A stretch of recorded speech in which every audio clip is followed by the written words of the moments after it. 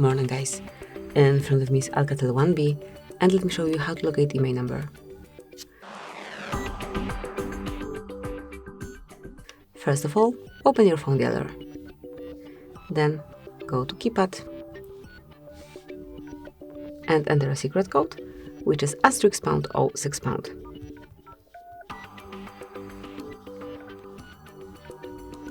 And here we've got device information with both IMEIs included. Click on OK to exit.